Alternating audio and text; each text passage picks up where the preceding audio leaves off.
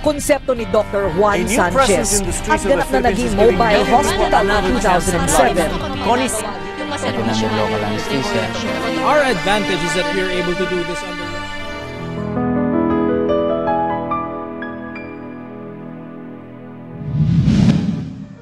Yung kondisyon ni Alberto na tinatawag nating inguinal hernia or luslos ay ang problema roon sa itsura pa lang ay matatakot na si Alberto at yung mga makakakita rito dahil abnormal ang laki ng kanyang itlog.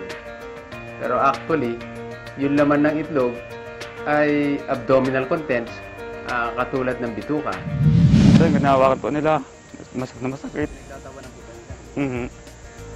Ang iba pang problema rito ay yung pagtatawanan siya. At sabi nga niya, niloloko-loko na siya ng mga kaibigan niya. Pero ang mas nakakabahala sa kanya ay sumasakit-sakit yon. At nahihirapan na siya magtrabaho kasi tuwing magbubuhat siya ng mabigat, sumasakit yon.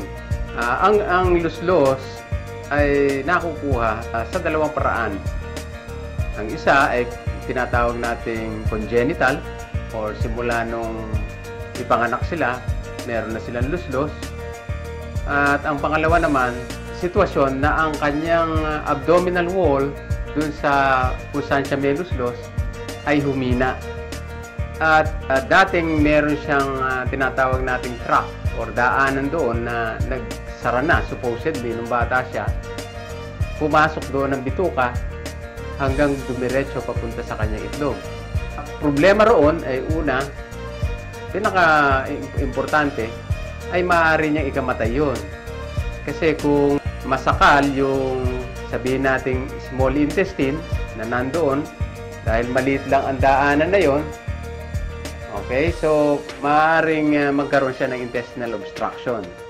At pangalawa, yung intestine na yon, yung pumasok na bitukang maliit, masasakal, mamamatay ang blood supply noon. So, magkakaroon ng gangrene o mabubulok yung small intestine na pumunta doon sa itlog.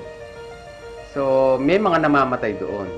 Kung hindi man mangyari yon, mararamdaman niya na tuwing siya tatayo, matagal na nakatayo, matagal na naglalakad, at lalo na kung magbubuhat na mabigat, sasakit-sakit yung bukol na yon at saka yung itlog.